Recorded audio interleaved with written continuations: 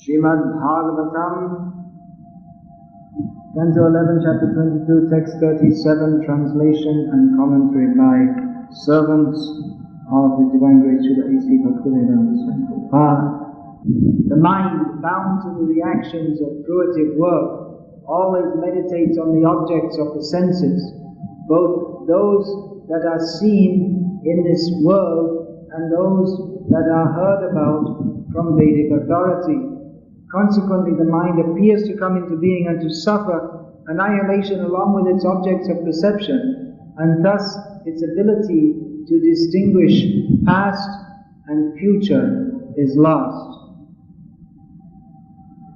Purport: one may ask how the subtle body or mind gives up its connection with one physical body and enters another. Such entering and leaving of physical bodies is called birth and death by conditioned souls. One utilizes his present senses to meditate on the visible objects of this world, beautiful women, palatial estates, and so on. And similarly, one daydreams about the heavenly planets described in the Vedas. As death occurs, the mind is pulled away from the objects of its immediate experience and enters another body to experience a new set of sense objects. As the mind undergoes total reorientation, there is the apparent loss of one's previous mentality and creation of a new mind, though actually the same mind is experiencing, but in a different way. The conditioned soul is overwhelmed by the constant flow of material experience, consisting of direct perception and abstract contemplation of the objects of this world. One thereby loses his transcendental memory of his relationship with God.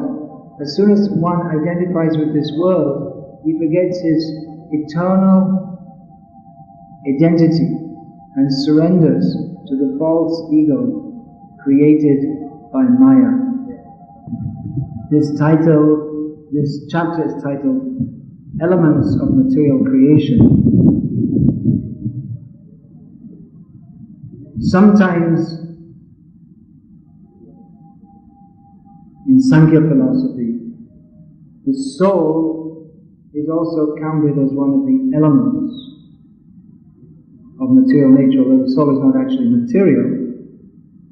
But there are different lists, different Sankhya philosophers make different lists of what they consider to be the elements. Most of them include the Kamendriyas, Gyanendriyas, the objects of the senses, Rupa, Rasa, Sparsha, Gandha, Grana. And then also included are the Bhumirapa Nalo Vayo Kammano Buddhirevacha. So the mind gets included in various categories, in the categories of which make up the subtle body, mind, intelligence, false ego. The mind is also considered as one of the senses. So the mind is included more than one sense. And then there's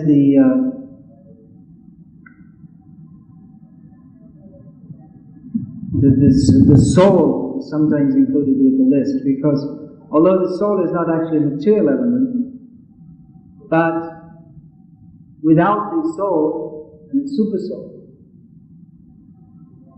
the material creation doesn't take place and it doesn't function. So here it's described how the mind carries the soul from body to body to body. This is how the material cosmos is going on. Manashashtan indriyani prakriti sthani karshati. The jiva is by nature part and parcel of Krishna, as is stated in this famous verse from Bhagavad Gita. Namai vangsha jiva loke jiva bhuta sanatana. The jiva is part and parcel of Krishna, but the soul is bound up in the material elements, centered around the mind, and is thus struggling with material nature.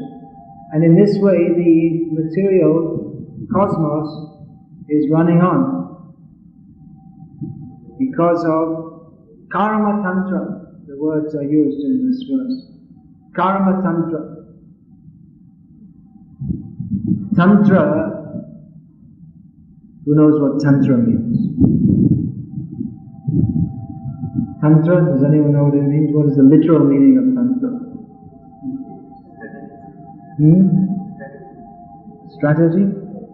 That's one meaning, yeah. But in this context, Karma Tantra, it actually means weaving. The word is in Bengali, tati. You have that? Tati means weaving, the handloom. Tati, so that comes from Tantra. The Tantra means weaving, so Karma Tantra means there's a web. The weaving means it's otam protam, the warp and the web. It's horizontal and vertical. It's all intricately involved. If you want to take out one thread, the thread, if you want to take it out, just like you see, here's the cloth. This is, what is this? Handloom khadi, looks like khadi. So, if you want to take out one, you see this is composed of threads, going one way and the other way. Otam protam, it's called in Sanskrit. Going this way and this way. Now, if you want to take one thread out, can you do? Very difficult. Even if you want to identify it, it's very difficult. It's completely bound up in this web. So we say like that, the web of material activity. Maya jal. Maya jal. The jal sometimes means some magic. But it also, jal means web, tied up in the web of material activity by the karma tantra. So it's very, very, very complex. So we can't see what are the beginnings and the end of these karmic activities. And if we compare our karmic or our lives to one thread, it's also mixed up with so many other people's. Or one thread of karma is mixed up with so many other threads. Just like why and how do we get different bodies? It would take a supercomputer to work out every little thing we do at every moment in our lives that affects what future life we're going to get. Everything we do, everything we say. Who can calculate what kind of future birth we should get? Well, that's done by better brains than us. Karmana daiva netrena jantu deho bhakarteya. According to our karma and under the direction of daiva. Daiva means the Supreme Lord and also means His representatives. Under divine supervision, we get different kinds of bodies. It's all very complex.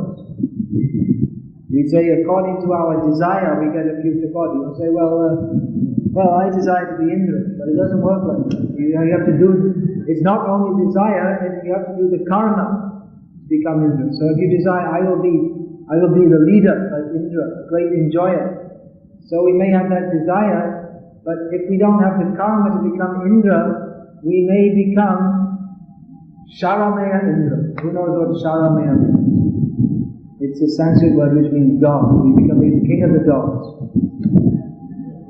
We may be among the dogs. We may become the leader. You see, there are groups of dogs. They're running around, and one of them is the boss. One of them is the king of the dogs. So he had the desire to be the leader, but the karma is such you don't become Indra in the heavenly planets. You become dog in the street in Chennai, and the leader.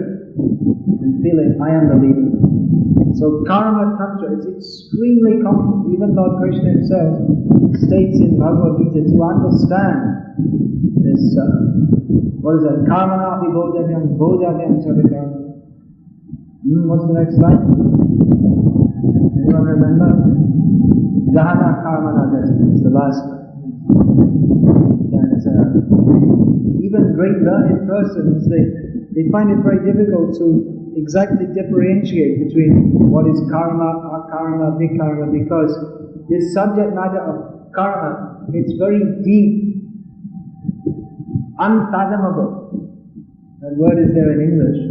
Unfathomable. So, fathom literally means to find out what is the depth of a liquid body. So it's also used in an abstract sense, that we can't fathom, we can't understand, we can't find out what is the actual situation. So it's unfathomable. What is this karma? How could someone get such a body? How could King Mriga become a lizard? It doesn't seem to make any sense. He was doing so many pious activities, and just some little mistake. He didn't mean to insult the Brahmins. And they were also not very reasonable. But the fate is, in English it's said, inexorable fate. Inexorable means something that you can't overturn. It has its own power. It's inevitable. Inevitable. You can't. It's so strong. You can't overcome it. It's very, very powerful. That's why those who are trained in the science, by reading the palm, by astrology, they can predict this will happen. It's very, very powerful. Fate is very powerful. Now, an astrologer may say, well, you do some written japa or something like this. You do some japa of Lord Shiva who's conquering over death. If you want to delay your death, you might be able to, because Lord Shiva is very powerful. But death itself we cannot stop.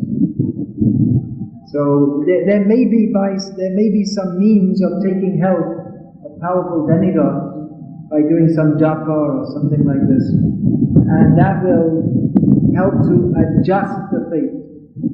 But we cannot overcome it. It's very powerful. There is one means. Instead of doing written japa, we can do Hare Krishna japa, and then Sarvadhaman Parityajya Mamekam Sharanam Vraja Aham Tvam Sarvaka Vedyo Moksha. We can get free from all sinful reactions by surrendering to Krishna. Sinful reactions and pious, that means that subsumes pious reactions also. Because piety is also what is called punya karma. From the Krishna conscious point of view, it's also another kind of path. Because ultimately path means forgetfulness of Krishna. And when we forget Krishna, then we come onto the Menorah. If we don't go with Krishna, we go with Maya, we go with the mind. And according to the mind, we create different situations within this karma tantra.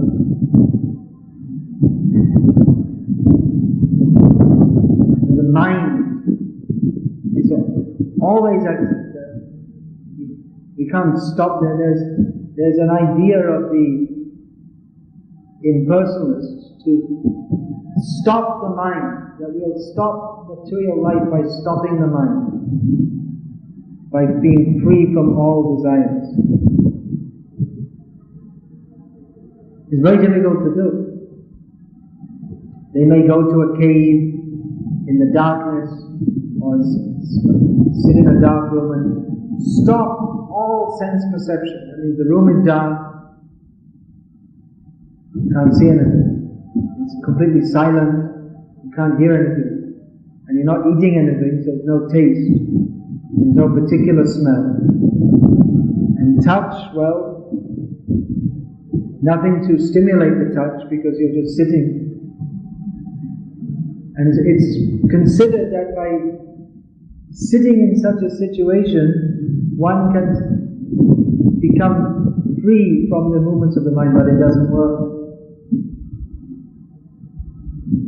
Who has tried to meditate like that? And is anyone trying to do that? Stopping the mind?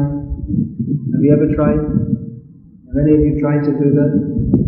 Just sitting and stopping the mind? Doesn't work because in the mind there is a samskar, which that also means impression. Creates an impression on the mind. So it's there, it's stored in the mind. The thought, and we also have desires based upon our experience. We have desires to enjoy based on our experience, what we have heard from others, or what we've heard just like from the Vedic literatures. We can hear about the heavenly planets, and mostly based on our imagination that we will enjoy. That's why people have daydreams. That I will be the king. There's no kings nowadays. I will be the prime minister, or the prime ministeress, whatever, prime mistress, what do they call it? There's actually no word for ministeress, because women aren't supposed to be prime ministers. So, prime mistress, is it? Distress? Yeah, the prime source of suffering. So we may dream, I will enjoy, So even if we're locked in a dark, actually in our temple in Surat, in Gujarat, it's on the bank of the river Tapi, holy river. So there are many ashrams along there. And in one of those ashrams, you pay to be locked in a room for several days. And there's no light. I suppose there must be a toilet, attached bathroom. There's no light, there's no sound. You just go there and it's quiet. And they bring food once a day or something, and tea. And apart from that, you're supposed to meditate peacefully. So if you like, you can go there. You have to pay some money. And you can be put in a situation where you can't see anything, you can't hear anything. There's nothing in particular to touch except the wall and the floor. You can touch your own body also if you want. Nothing to smell. I suppose they get very plain food. And nothing to taste except when they bring the food and tea. Because they don't expect you to be so austere that there won't be any tea. So you can sit and try to meditate, but so many thoughts will come in the mind. What I did in the past, and imagination, what I will do in the future, so many different plans. And imagining daydream also. I will enjoy like this, I'll get a beautiful house, I'll get a beautiful wife, so many different daydreams. So this binds us up in this material world. The mind. Due to the mind, we are caught up in this material world. Therefore, we're always advised, Savai Malak Krishna Padar. First, this is description of Ambarish Maharaj, how he fixed his mind at the lotus feet of Krishna. And there are so many other descriptions of him. Vachansi Vaikunta Kunanavam. He only spoke about topics of the spiritual world. Karo Harayamandir Marjanadishu. He used his hand for activities of devotional service. Beginning with cleaning the temple of the Lord. And then he used his legs for going to the temple, and he used his nose for smelling the tulsi, which is offered to the Lord. So in this way, his description of how all his senses were engaged in the service of the Lord, beginning with the mind. There's one kind of philosophy which states that all existence is only in the mind. In one sense it's true. Not in an absolute sense, but in one sense it's true. That someone may say, well, this material, it only exists as much as we believe it to exist. Happiness and distress. Happiness and distress are perceived in the mind. Generally it's considered, if one has objects of happiness, sense objects that cause happiness, then he will be happy. Sense objects that are favorable for sense gratification. If one has beautiful wife, good food, nice house, then he will be happy. And if one has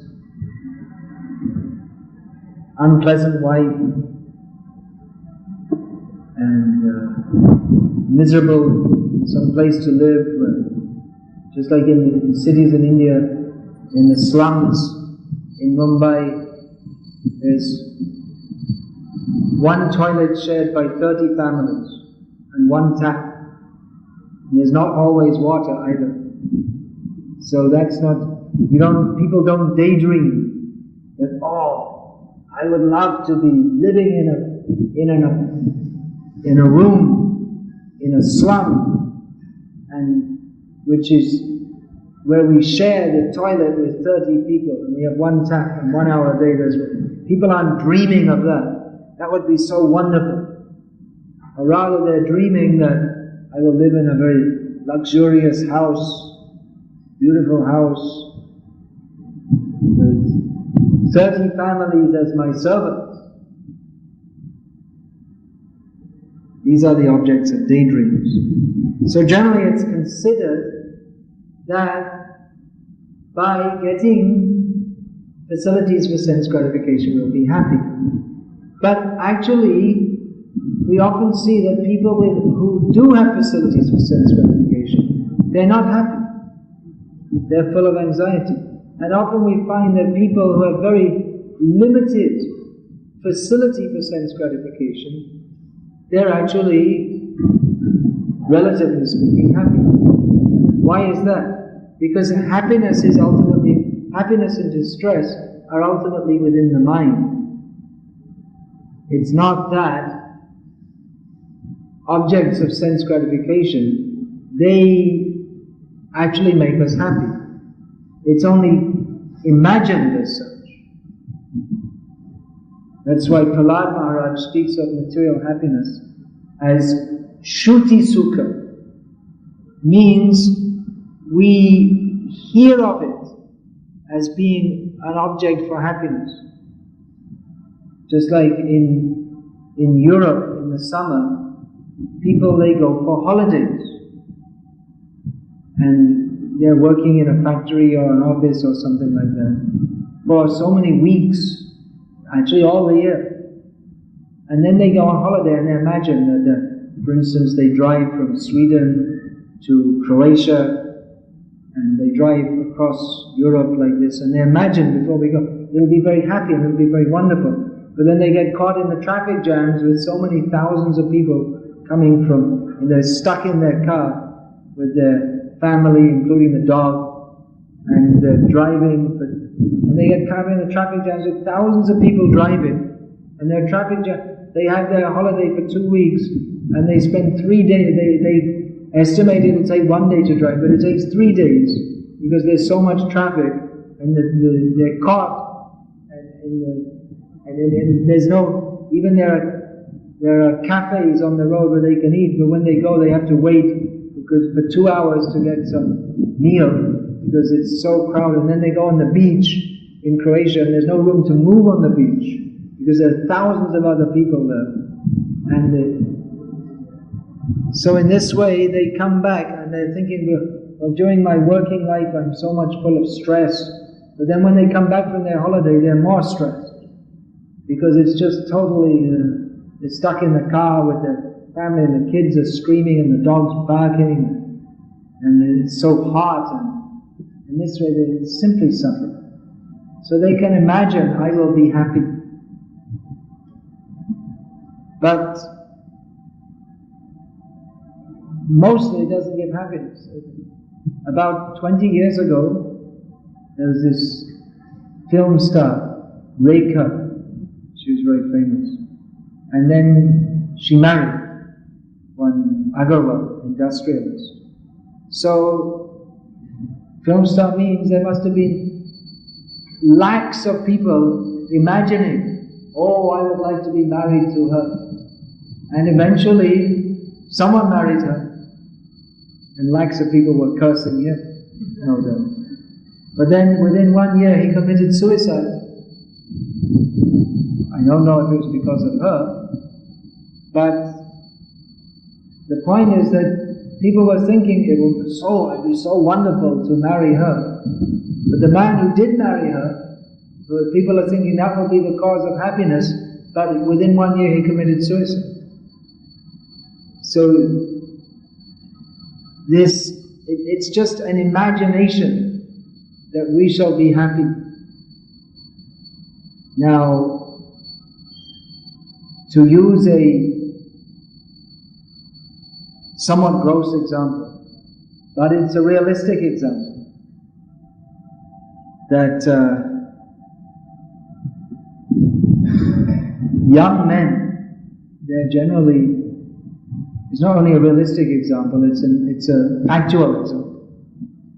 Young men are generally very much concerned to indulge in sex.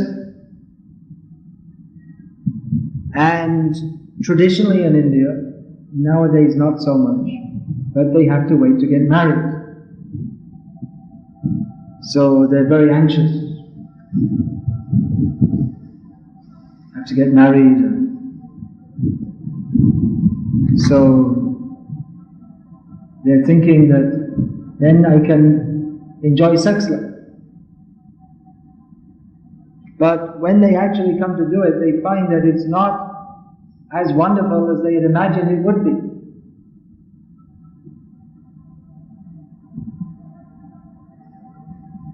Because it's imagination that I will be happy by indulging in sex life. But the actual experience is not as wonderful as we imagine it to be. The pleasure is in the imagination, not in the activity. The activity, like any material happiness, the activity in and of itself does not bring happiness. But the imagination that I will enjoy, but actually there's no real pleasure there. Some pleasure that is described by Prahlad Maharaj, that is called tuchasu, very insignificant. Yan maitunadi grihamedi sukham hi tucha. Kandu yanena karayo ivadu kadukam. He says that the happiness from sex life, it is very insignificant. It's compared to the happiness that you get when you have an itch and you scratch it. So what kind of pleasure is that? And not only, there is some pleasure, the itching. Now it's the itching season. It's not so hot now, but generally this is the itch. This is the season when the mycel powder, they make prickly heat here. Mycel company, they make more. They don't make money in the winter. They make their money in this season. So the prickly, and you put this powder. So when you're itching and you scratch and there's some kind of pleasure, but what is the effect of scratching? It makes the itching more. So actually it feels like happiness, but actually it's a cause of more distress. So that is the nature of material happiness. That is imagined. The happiness itself is very insignificant. It's imagined happiness. And it causes more distress. So therefore, people who've analyzed this, just like Lord Buddha, he analyzed, and therefore the conclusion is that we should stop all desire. But it is not possible. It is the nature of the mind to be active. We cannot stop the mind acting, and it is the nature of the mind to desire. Therefore, the attempt of the impersonalists, that means those who want to be spiritualists, but without connection with Krishna, then they are trying to do something which is impossible, which is to stop all desire. Therefore, the real solution is to purify our desire. Fix the mind at the lotus feet of Krishna. That will take us out of this complex web of material activities. Anything we do that creates an impression in the mind, and that mixes with our material, with our general tendency to enjoy this material world, and that creates what is called vasana, or a tendency to, that tendency to enjoy is already there, but the tendency to enjoy in a particular way, that according to our sanskar impression, things we've heard about, or the stock of experiences that mixes with the vasana, and from time to time that will, just like is described like in a lake, sometimes from the muddy bottom, a bubble comes up. So that is like a specific desire. Just like we have a general desire to enjoy sexual union. But then, maybe when we see a very beautiful young lady, then that becomes focused as a specific desire to enjoy. So it's very difficult to get free from all these desires, but it is possible if we desire to satisfy Krishna. If we don't desire to satisfy Krishna, if we don't desire to satisfy Krishna's senses, then we desire to satisfy our senses, and we get different kinds of bodies depending on the kind of desires we cultivate. Shotram chakshu sparshanam cha rasanam granam cha adhishtanam manaschaiva vishayanupasevate. We get different kinds of bodies with different kind of nose, different kind of ear, different kind of eye, different kinds of senses, based upon the desires for sense gratification which are fixed in the mind. That's why we get, someone will get a body of a pig, because he desires to enjoy sense gratification in a very gross way. Someone who is uncultured, they're called gross, so they get a very gross kind of body as a pig. They can eat all different kinds of food and have sex without any discrimination between mother, sister, daughter. So therefore, human beings are enjoined to at least follow the Vedic culture. That will at least help one not to fall down into gross sense gratification, into a gross existence. The Vedic culture offers in the beginning state, karma kanda, that you desire for sense gratification is there, but not so gross. In karma kanda, those who are following, they desire to become devas, not hogs. So it's more elevated. It saves one from grossly falling down, and it brings one in contact, or the opportunity to come in contact with Krishna consciousness. But still, it is a cause of bondage in this material world. Therefore, one should purify the mind by being Krishna conscious, which is the constitutional position of the soul. Constitutional position of the soul is to always think of Krishna, always act for the satisfaction of Krishna. All the senses engaged in satisfying Krishna's senses. So, therefore, first of all, the mind. Vajahure Manda, Srinandananda. The mind should be placed at the lotus feet of Krishna. This will take us out of the web of material activities. Otherwise, it's not possible. Even if we perform punya karma, we're still caught up in the web of material life. So, just like in a cloth, there may be a cloth rag for cleaning the floor, or there may be kanchi silk sari. So that's like the rag for cleaning the floor. That could be compared to sinful activities. And the kanchi sari or Varanasi sari, that could be silk sari, very expensive. You can pay literally lakhs, isn't it, for kanchi sari? You can order with the gold jari. You can pay lakhs of rupees. But still the web is there. You can't even see where is one thread.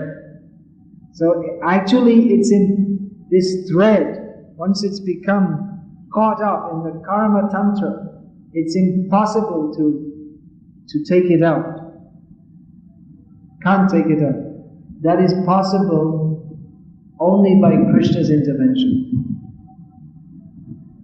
Sarvadhaman parityaja mamekam sharanam aham tvam sarvapāpa mokshe sharanam. Here Krishna is explaining in some detail the same points which he's explained in Bhagavad Gita, and the conclusion is the same.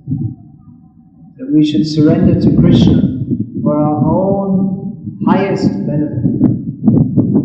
So Krishna is analyzing in this way how we're bound up, so we can just understand this and come to the intelligent conclusion that I should surrender to Krishna. So that's the conclusion of every Srimad Bhagavatam class. It's the conclusion of all these shastras. Surrender to Krishna. Hare Krishna. Any question about this?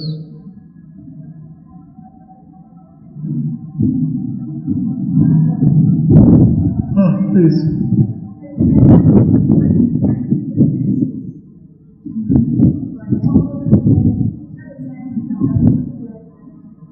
Which are the senses that are being carried?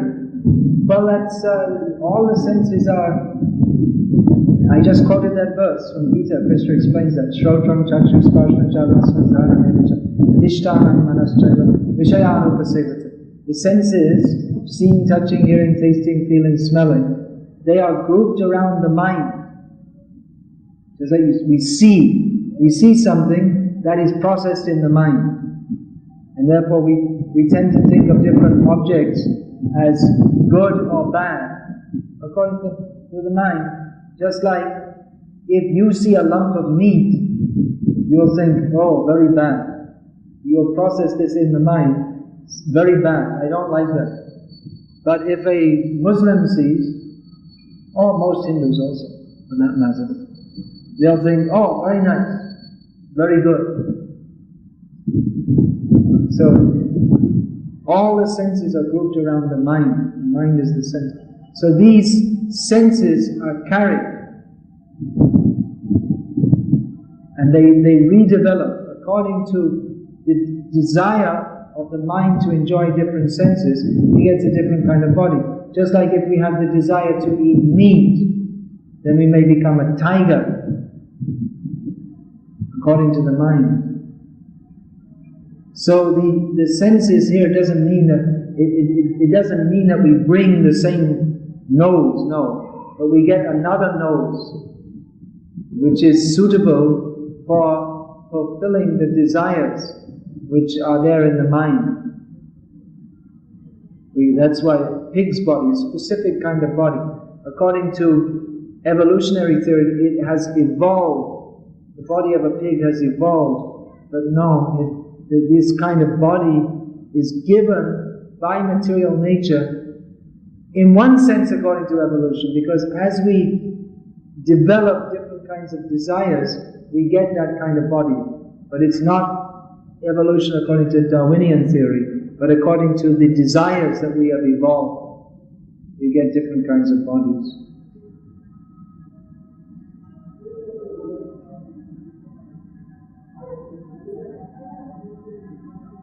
That verse I was quoting, that's from chapter 13 of Gita, in which Krishna explains this subject, how we're going from body to body.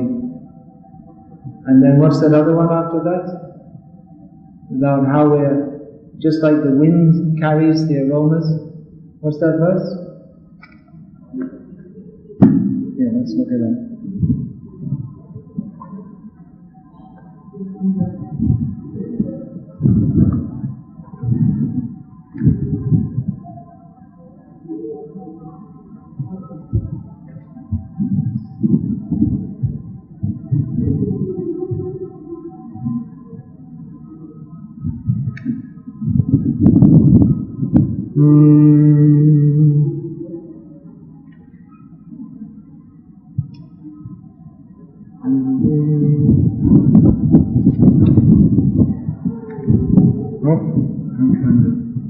Maybe it's chapter 15. No?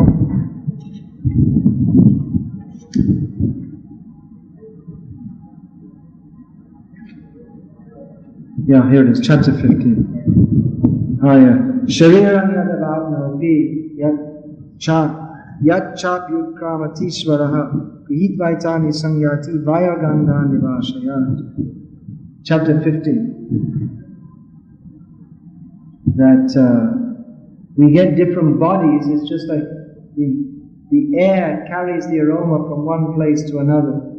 So we're carried from one body to another. The aroma is produced in one place from a flower or whatever, and is carried to another place by the wind. So in the same way, the mind, in one body we produce so many desires, and that carries us to another body. The example is given. Hare Krishna. We'll finish there.